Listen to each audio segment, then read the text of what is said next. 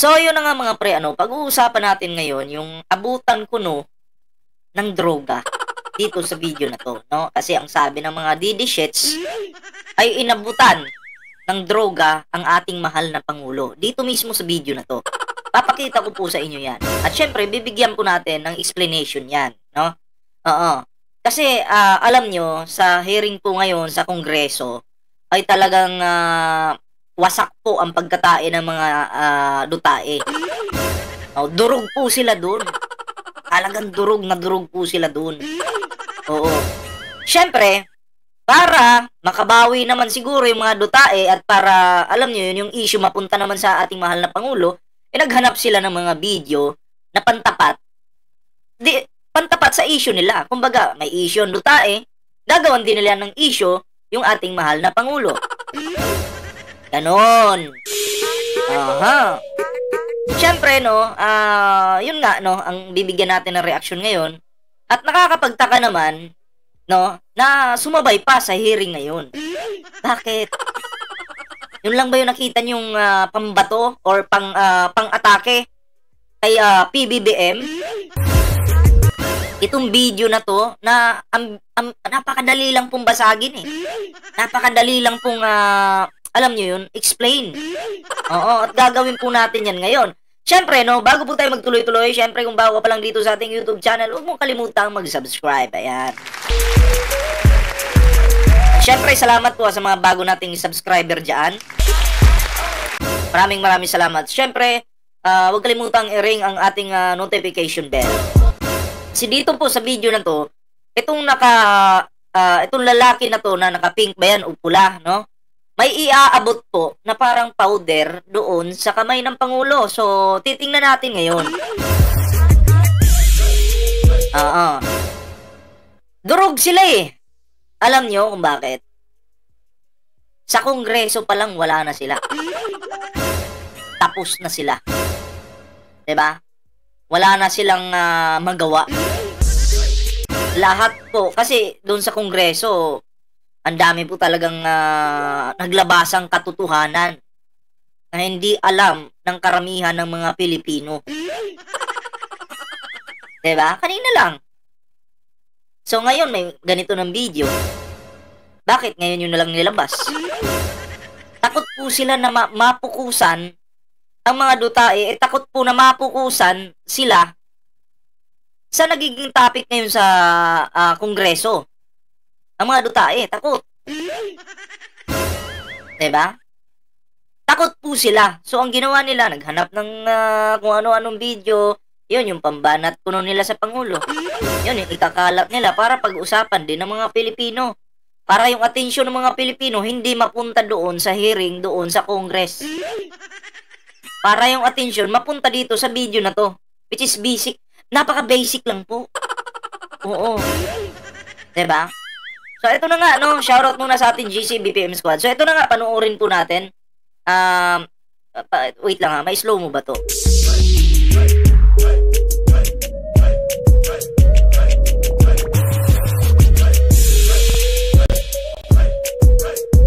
Okay. Walang slow mo yan. Panuorin na lang po natin. Kayo na po yung humusga. Tinanggalan ko lang po siya ng music, Pagmasdan nyo. Pagmasdan nyo po, may inabot. May inabot. Ano yung inabot? Yan. Kinuha ng Pangulo. Binulsa ng ating mahal na Pangulo. Okay. Yun, klaro po yun. Ngayon, sinasabi ng mga didishits, droga daw po yun. Droga daw po yun. Diba? Yun ang sabi ng didishits. Ngayon, kung ako, isa kong Pangulo ng bansang ito, Pilipinas, mag-aabutan ba kami ng droga sa maraming kamera?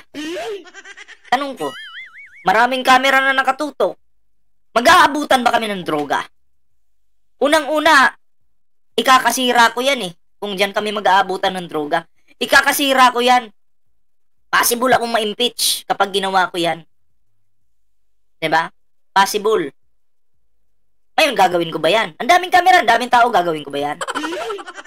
Siyempre, kung sample ko na lang ako, Kung isa talaga akong alimbawa, ako si Dutae, adik ako sa pulburon. Hindi ko gagawin in public yan. Gagawin ko yan in private. Yung tayo-tayo lang yung nagkakaroon ng transaksyon. Yun.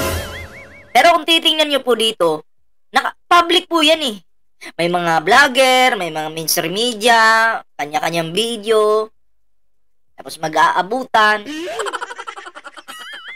Tapos i-claim nyo ngayon, sasabihin nyo na droga yan. Hindi nyo nga sure kung droga yan o gamot o anong klaseng gamot. Malay natin gamot o papel. Kasi malabo yung video.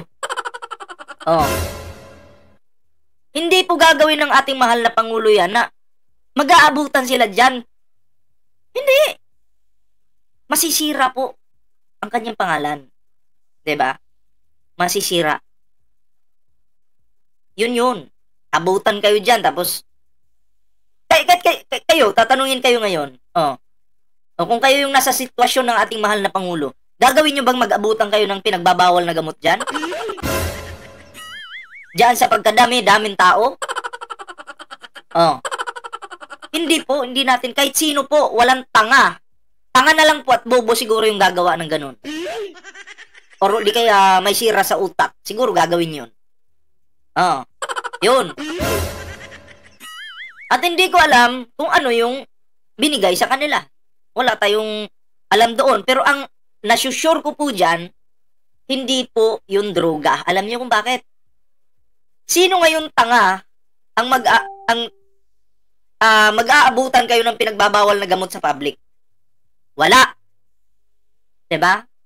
Ang nag-iisip lang noon mga Dutae kasi sila yung tunay na tanga. Ulitin po natin para klaro picture. Nakikita niyo yung camera. Ang daming camera. Alam ng Pangulo may mga camera eh. Alam ng mahal na Pangulo may mga camera. Tapos, bakit tinanggap ito ng Pangulo? Kasi hindi naman po kasi yan droga. Eto. May abutan na. Ayan. Yung sinasabi nilang abutan. Yan. Binulsan ng Pangulo. Yan. Daming camera. Alam ng Pangulo may camera eh. Diba? Isa pa, eto, kung talagang gumagamit ang Pangulo natin, kung talagang gumagamit, hindi niya po kukunin dyan. Kung lang. Kung talagang gumagamit, hindi niya po kukunin dyan. May pwede siyang utusan para hindi masira yung pangalan niya. Diba? Kung gumagamit. Kaso, wala eh. Siya mismo yung kumuha dyan. Alam ng Pangulo na may mga camera. Tanga ba yung Pangulo para tanggapin yung droga sa harapan ng camera? Sa harapan ng mga media? Ng mga vlogger? Diba? Grabe. Grabe yung issue ng mga to. Palibhasa kasi durug kayo doon.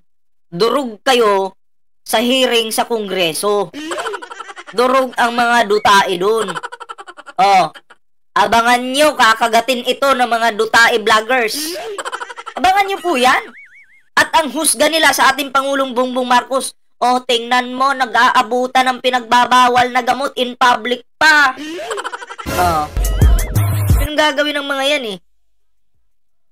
Hindi nga kayo sure kung yun ba talaga yun. Hindi natin confirm. Kasi video lang yan.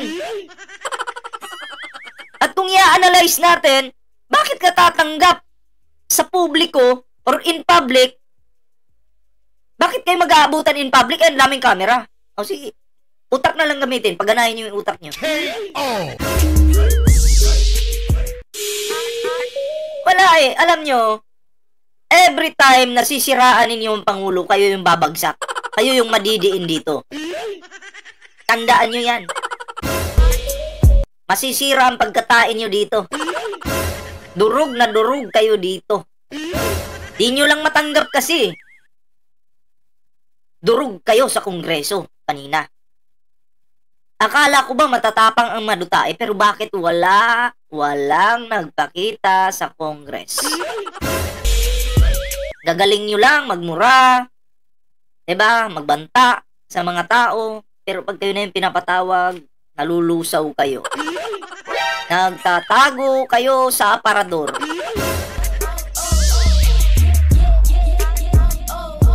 Analyze po natin yung sitwasyon.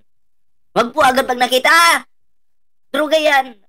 Ibig sabihin, ganito. Pag ang pamilya mo ngayon, binigyan ko ng gamot. Shake hands tayo, binigyan kita ng gamot. Nakuha na ng camera, pwede lang sabihin ng kabilang barangay, droga yan. Natutuwa ka ba? Kung anak mo tumanggap ng gamot na nakalagay sa ganun lalagyan din, tapos inakusahan ng kaibigan ko, droga yan. Happy ka ba? Natural, sasabihin mo, hindi. Kasi hindi naman totoo. O, diba? Etong mga to, ano to eh, ang gusto lang nila manira ng manira talaga. Hanggang dyan na lang yung kaya nyo, tandaan nyo yan. Ang paninira nyo, ang maniniwala na lang sa inyo yung mga undecided pa.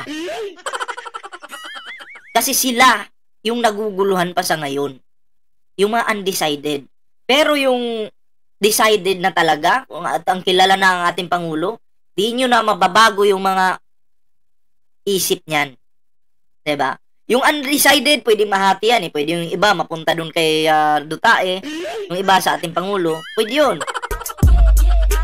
Kasi may undecided pa talaga, sa totoo lang. Pero ilang porsyento lang po yun. Hindi naman po marami. Diba? O, eto, ulitin natin. Yan. Hindi ko rin alam anong trip nitong nakapink. Bakit pinakita sa camera yung gusto niyang ibigay? Anong trip nito? Hindi ko alam kung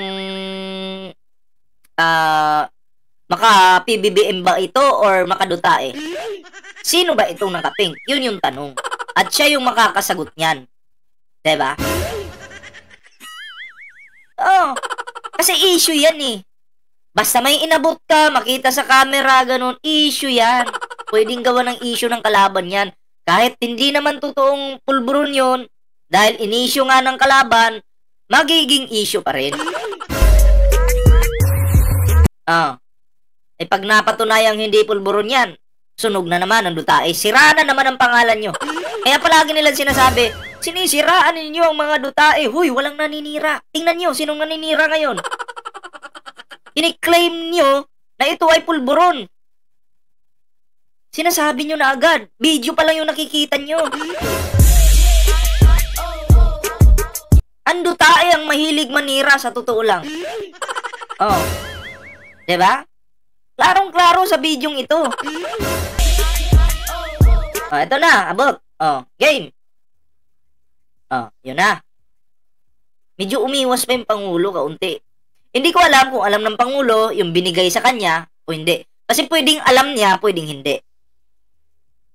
Hindi alam ng Pangulo, pwedeng alam. Dalawa lang yun. Diba? Siyempre, binigay sa kanya, no choice, kundi bulsa. Pero hindi natin alam kung ano yung binigay sa kanya. Dapat imbestigahan din tong nakapink na to eh. Oh, nakatutok siya sa kamay ng Pangulo. Ating mahal na Pangulo. Nakatutok siya.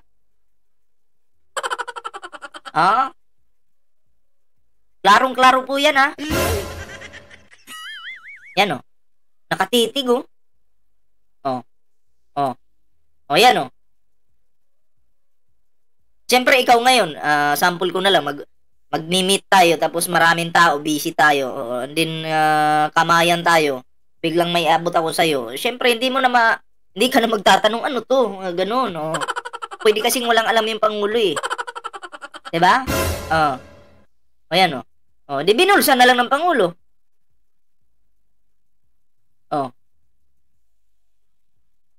Sino rin tong nakapink na to? Hindi ko kilala to, eh. Ayan, no? Ayan, Umiwas pa nga, ulitin natin, ha. Umiwas pa nga yung Pangulo, eh. Hindi mo na sana siya kakamayan kasi possible na may napansin siya. Tingnan natin. Di ba? Kinamayan yung kabila. Hindi mo na yung isa kasi may laman yung kamay, eh. Eto na. Yan. Galing ng mga Dutae. Ah, ang galing. Ang galing ng Dutae. Diba? Tapos sasabihin nyo, droga yun. Mga ulol kayo. Diba? Ganun kababaw yung mga utak ng mga to, no? Oo. Tandaan po natin, wala pong nag-aabutan ng pinagbabawal na gamot in public. Wala po. Lahat po naka-private po yan. Or sa pribadong lugar, nila gagawin yun. Diba? Hindi po sa harap ng kamera. Masisira po sila dyan. Kung gawain mo talaga yan. Diba? Yun. Tanga na lang po ang gagawa niyan in public. Tandaan po natin. So, yun lang guys. Alam ko ito, magiging issue na naman to bukas at huwag kayong mag-alala dahil andito naman tayong mga, hindi lang naman ako marami naman kami na nagtatanggol sa ating mahal na Pangulo, no? At patuloy po natin suportahan ang ating mahal na Pangulo, no? At durugin natin ang mga Dutae. Yun lang guys. At syempre, no?